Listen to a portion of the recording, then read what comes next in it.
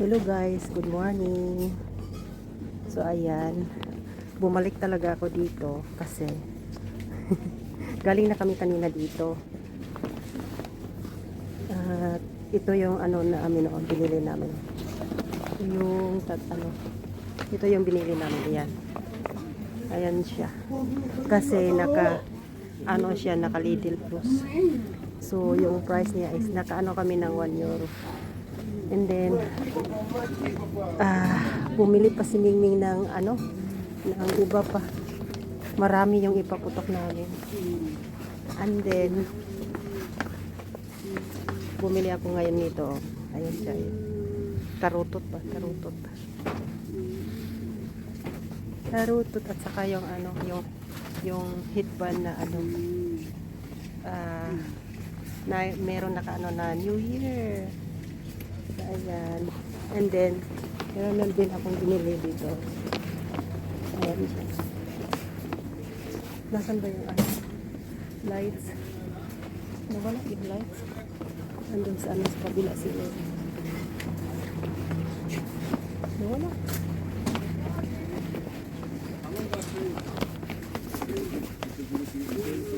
So, ito din yung binili ni Mingming. Ayan siya. €3.99.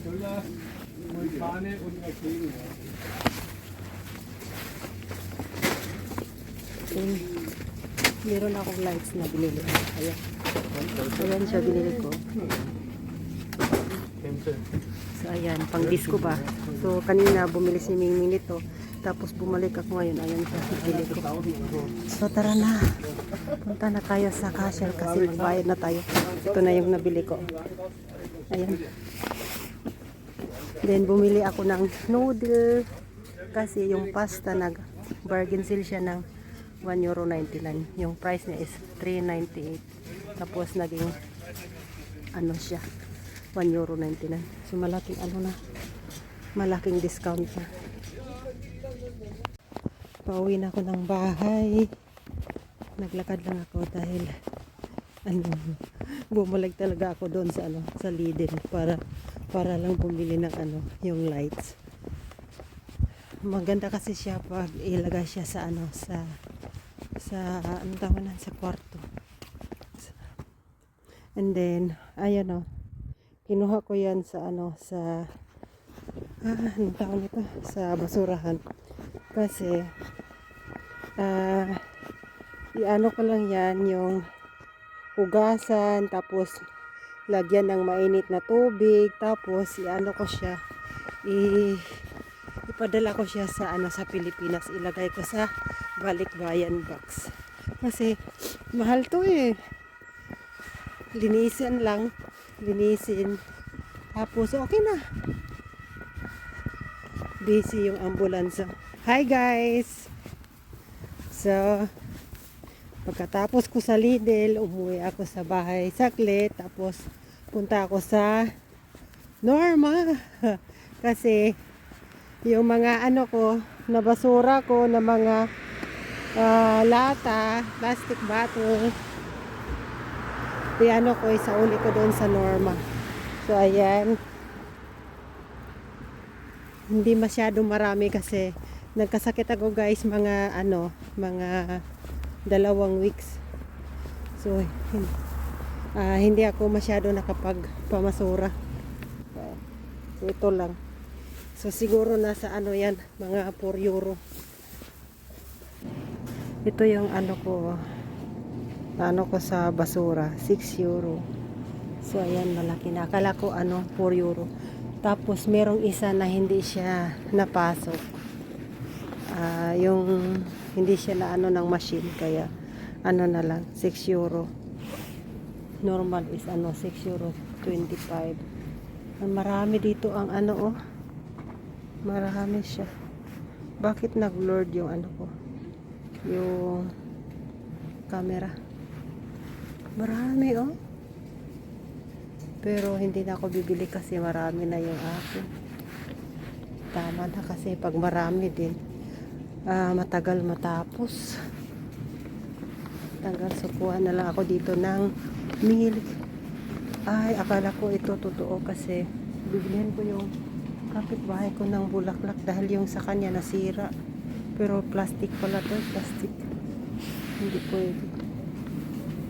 Kasi yung bahay ng kapitbahay ko, ako yung nag-alaga mga dalawang week.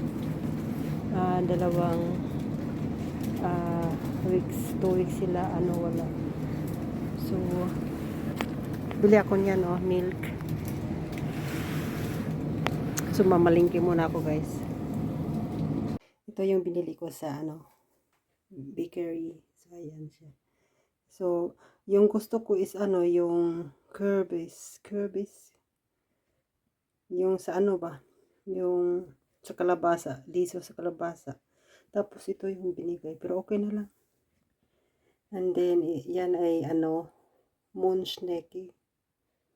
Hindi ko alam sa Pinagtawanan ako ni Yingming kasi hindi ako fluent mag-German. So ayan siya. Yan ay cheesecake. Yan is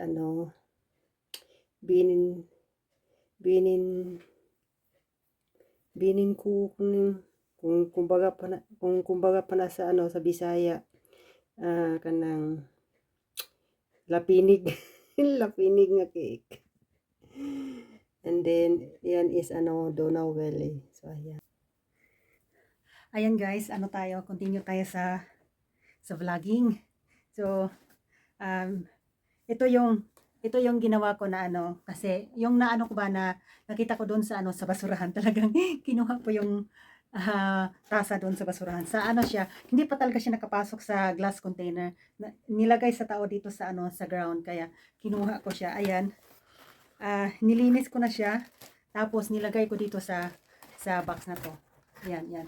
Nilagay ko dito kasi para pagpasok ito sa balikbayan box, hindi ba siya yung magigiba sa Tagalog, mabuak. Hindi ko na alam. Kayo na mag-intindi guys ha. So ito siya, ayan siya, maganda na siya guys. So ayan, so malinis na siya. Inano ko na talaga yan sa mainit na tubig, tapos inuulit-ulit ko talaga para mawala yung bakterya. Pero wala namang bakterya guys, kasi ginamit lang ito nila yung tuwing Christmas. So bigay ko to sa kapatid ko. Kung sino yung gusto nito, bibigay ko sa kanya. And then ito yung isa. Ayan. Yung mga pangalan nila doon ay wala namang nagkaumpisa ng B. Kaya lang, bahala na sila. Kung gusto nila to, edi kunin nila. So ayan, maganda guys, no? Ayan, maganda. So malaking blessings na to sa kanila kasi hindi na nila bilhin to. Kasi pag doon sila bumili sa tindahan, mahal na. Kasi mahal ito dito Tapos padala pa sa Pilipinas ganyan, may bayad pa yung padala. So mahal na pagdating doon. And then ito naman, bigay ito ng ng kapitbahay ko. Merong isa nito, hindi ko alam kung saan ko pinasok, doon ba sa isang sako ng o doon sa kabilang kwarto, kasi nakalagay na dito yung mga pang ipadala sa sa Pilipinas. Nilagay ko na sila sa mga sako ba. So marami-rami na, kaya kailangan ko nang tatawag ng balikbayan box para padala ako ng box dito, and then ipadala. Mahal yung bayad pero wala tayong magawa dahil kailangan ipamigay doon kasi sayang naman dito pag itapon. And then ito din, so bigay ito ng kapitbahay ko. So ayaw ko gamitin dito, ibigay ko na lang sa doon. So ayan siya, flower vase. So ayan, maganda siya, gusto ko. So ayan, tapos alam nyo guys, yung sekreto ko para sulit yung box, yung mga dito may yung mga butas-butas, lagyan ko yan ng mga candy, chocolate, o di kaya kahit na o di kaya napkin, ko yan, tapos ipasok ko dyan para sulit yung bawat sulok. So ganyan ako magpadala ng box.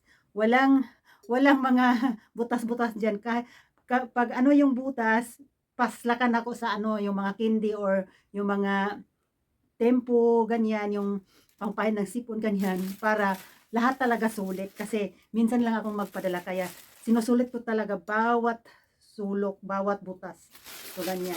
Ganyan yung ano ko, sikreto ko. Kasi, mahal yung box. Tapos, minsan lang naman, kaya sulitin na. I-arrange talaga ng mabuti para maraming laman. And then, ito naman guys, hindi kulang pa siya ng ano, lagyan ko pa yan dito ng isang baso, tasa ba, tapos mga candy dyan, chocolate, ganyan, para sulit. So, tayo no, talagang kahit na hindi tayo mayaman, ano pa rin tayo, share pa rin tayo ng blessing sa pamilya natin. So, itong ano ko, singsing ko, binigay ko to para kay Mingming. Nakalimutan ni Mingming para hindi naman mawala dyan. Sinuot ko. Pagdating ni Mingming mamaya kasi doon siya natutulog sa classmate niya. So, alam niyo guys, yung mga bata na pag medyo malaki na sila, madalas na silang mag-sleeping over doon sa mga kaklase nila, kaibigan nila. Kaya, noon gusto ko ng malaking bahay.